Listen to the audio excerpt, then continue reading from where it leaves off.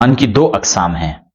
ایک وہ قسم جو قرآن نے تاکید کی ہے، اور دوسری وہ قسم جس سے قرآن نے بچنے کے لیے کہا ہے، پرہیز کرنے کے لیے کہا ہے.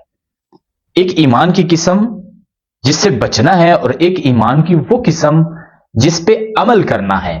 دونوں کے بارے میں قرآن نے وضاحت فرمائی ہے، قرآن نے بتایا ہے. ایمان کی پہلی قسم وہ ایمان جو تقلیدی ایمان ہے، جو تعصب پر مبنی ایمان ہے. یہ وہ قسم ہے جو قرآن نے بارہا قرآنی آیات میں منع کیا گیا ہے کہ تقلیدی ایمان نہیں لانا تم نے. کہ قرآن نے فرمایا کہ لوگوں کے پاس کیا دلیل ہوتی تھی ایمان کی. تاریخ میں جو لوگ گزرے ہیں، جو قومیں گزری ہیں، ان کے پاس ایمان لانے کی دلیل کیا تھی؟ دلیل یہ تھی چونکہ ہمارے آباء و اجداد اس عقیدے پر قائم تھے، اس بات پر عمل کرتے تھے، بس اسی بنا پہ کیا ہم اپنے آباء و اجداد کے بتائے ہوئے راستے کو چھوڑ دیں؟ قرآن کہتا ہے کہ اگر تمہارے آباء و اجداد غلط تھے تو کیا تم بھی غلط راہ پر چلو گے؟ تم بھی فاسد راہ کا انتخاب کرو گے؟ قرآن منع کر رہا ہے اس تقلیدی نظام سے، اس تقلیدی ایمان سے. تم اس بات پر عمل کرو جس کی دلیل ہے، جو پختہ دلیل ہے، عقلی پختہ دلیل ہے، اس بات پر تم عمل کرو. نحن ابناء الدلیل، تم ہمیں مضبوط دلیل دو پھر ہم عمل کریں گے، نہیں تو ہم مضبوط دلیل دیتے ہیں، تم اس پر عمل کرو. جس کے پاس مضبوط دلیل ہے وہ اس دلیل کی بنیاد پہ عمل کرے گا، اور یہ کافی ہے، یہ ضروری ہے. اگر دلیل کے بغیر عمل کیا جا رہا ہے اور فقط یہی دلیل ہے کہ آباء و اجداد ہمارے اس نظریے اور اس عقیدے پر قائم تھے، ہم بھی یہی کام کریں گے. اور یہ ایسا نہیں ہے کہ فقط تاریخ میں لوگوں کے لیے ہے، بلکہ آج کے اس زمانے کے لوگوں کے لیے بھی ہے.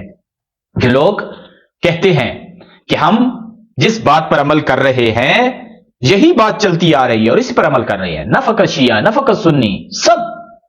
فقط شیعہ کی بات نہیں ہے، دلیل مضبوط ہونی چاہیے. شیعہ ہے تب بھی دلیل مضبوط ہو، سنی ہے تب بھی دلیل مضبوط ہو.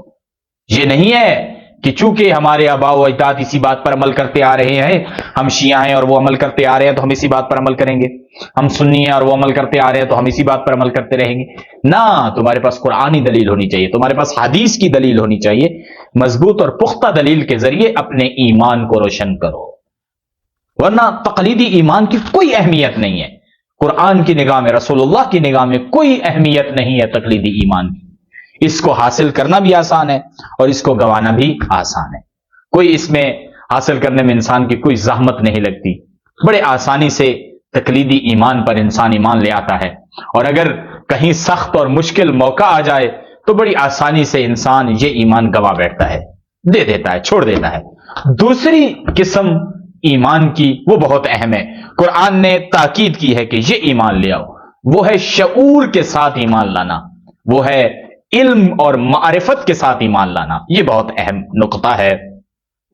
یعنی جس بات پر تم عمل کر رہے ہو، تمہارے شعور و علم کے ساتھ تم اس پر عمل کرو. تم پختہ دلائل کے ذریعے سے اس پر عمل کرو.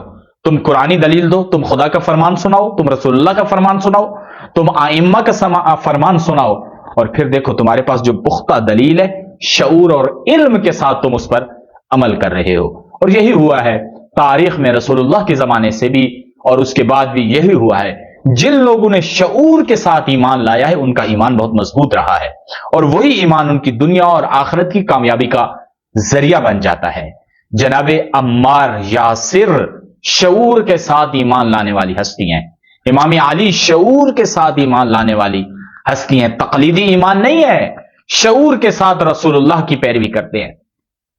اور پھر جناب عمار یاسر کے بارے میں فرمان ہے کہ آپ کو دشمن اتنی اذیت دے رہا ہے، اتنی اذیت دے رہا ہے کہ اگر آپ کوئی کلمہ ادا کرنا چاہے تو کر لے. لیکن پھر بھی شعور اور معرفت کا مقام یہ تھا کہ اپنے آپ کو بچانے کے لیے کوئی کلمہ ادا نہیں کیا، بلکہ مضبوط اور محکم ایمان کے ساتھ، شعور و علم اور معرفت کے محکم ایمان کے ساتھ اسی پر قائم رہے. جتنی اذیتیں تھیں، جتنے مصائب تھے، جتنی مصیبتیں تھیں، برداشت کی ہے.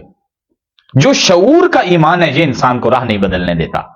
جو تقلیدی ایمان ہے تھوڑی سی مشکلات یہ انسان راستہ بدل دیتا ہے. میں بڑی واضح مثال دیتا ہوں. امام حسین علیہ السلام نے یہ فرمایا ہے کہ اے لوگو، میں دیکھ رہا ہوں تمہارا ایمان اتنا ہے جیسے ایک برتن کی تہ میں تری ہوتی ہے۔ مولا یہ فرما رہے ہیں کہ میں تمہیں بلا رہا ہوں کربلا کی جانب، تم نہیں آتے ہو۔ مولا خطبے دیتے ہیں، حاجیوں کو خطبے دیے مینا کے مقام پہ، کتنے خطبے مولا نے مدینہ سے کربلا تک دیے ہیں۔ پھر فرمایا تمہارا ایمان اتنا ہے جیسے ایک برتن کی تہ میں تری ہوتی ہے۔ کیوں؟ کیونکہ ایمان شعور کے ساتھ نہیں ہے، بلکہ یہ وہ ایمان ہے لوگوں کا جو تقلیدی ایمان ہے، اور پھر اسی تقلیدی ایمان کی بنیاد پہ جب تھوڑی سی مشکل آئی یہ ایمان گوا بیٹھے۔ شعور کا ایمان جن کے پاس تھا وہ حسین کی پکار پہ حسین کے ساتھ قدم ملا کے چلے، اور اس طرح سے چلے کہ اپنی گردنیں کٹا دیں۔ شب عاشور میں مولا نے فرمایا تم چلے جاؤ، میں تمہیں جنت کی گارنٹی دیتا ہوں، لیکن کوئی نہیں اٹھا، کوئی نہیں ہلا۔ کیوں؟ کیونکہ علم اور شعور کے ساتھ ایمان حاصل کیا، اور جس راستے پر چل رہے تھے پورے یقین کے ساتھ چل رہے تھے۔ پھر موت نظر نہیں آتی تھی، زندگی نظر آتی تھی۔ پھر موت سے ڈر نہیں لگتا تھا، بلکہ موت کو پسند کیا جا رہا تھا۔ یہ موت وہ موت تھی جو شہد سے زیادہ میٹھی ان کو نظر آ رہی تھی اور محسوس ہو رہی تھی۔ تو جو تقلیدی ایمان ہے، تھوڑی سی مشکل آنے سے انسان کا یہ ایمان ختم ہو جاتا ہے۔ شعور اور معرفت کا ایمان انسان کو راہ کے اوپر قائم اور مقاومت عطا کرتا ہے، اور پھر انسان اسی راہ پہ چلتے ہوئے اپنی زندگی کو اور اپنی گردن کو خدا کی راہ میں قربان کر دیتا ہے۔